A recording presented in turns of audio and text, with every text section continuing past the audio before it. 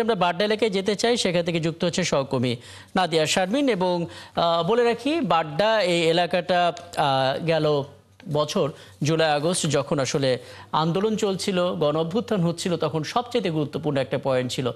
সেখান থেকে যুক্ত হচ্ছে সহকর্মী নাদিয়া শারমিন।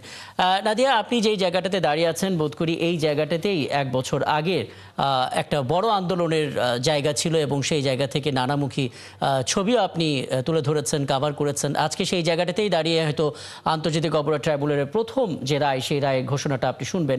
সাধারণ মানুষের প্রতিক্রিয়া জানতে চাই, সাথে আইনশৃঙ্খলা পরিস্থিতি, সার্বিক চিত্রটা কেমন দেখছেন নাদিয়া?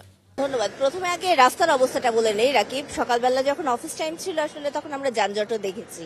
যানজটের পরে যখন এখন যেইটি হয় আর কি, যে অফিসগামী যানবাহনের চাপটা অনেক কমে গেছে, যার কারণে রাস্তার দিকে একটু খালি হয়েছে, কিন্তু মোটামুটিভাবে যান চলাচল রয়েছে এখনো পর্যন্ত। আর যেটি বলছিলেন যে আইন শৃঙ্খলা রক্ষাকারী বাহিনী, আমি এই রামপুরা, বাড্ডা এবং গুলশান 3 এলাকা ধরেই পুরো রাস্তাটি ধরে ঘুরে দেখেছি। আমি আসলে ট্রাফিক পুলিশের বাইরে একজনও বাইরের কোনো পুলিশ বা আইন শৃঙ্খলা রক্ষাকারী বাহিনীর অবস্থান দেখিনি। হয়তো এটি হতে পারে যে কোনো কৌশলগত কারণে বা তথ্যগত কারণে তারা মনে করছে না যে এই জায়গাগুলোতে নিরাপত্তার ঝুঁকি রয়েছে, যেই কারণে তারা মাঠে এই মুহূর্তে আমি এখন পর্যন্ত তাদেরকে দেখতে পাইনি। আর যেটি বলছিলেন যে আন্দোলনের কথা, হ্যাঁ, এই জায়গাগুলোতে আসলে প্রচুর আন্দোলনের একটি বড় হাব তৈরি হয়েছিল এবং বেসরকারি বিশ্ববিদ্যালয়গুলোর যে আন্দোলনের একটা বড় ক্ষেত্র ছিল এই অংশগুলোতে।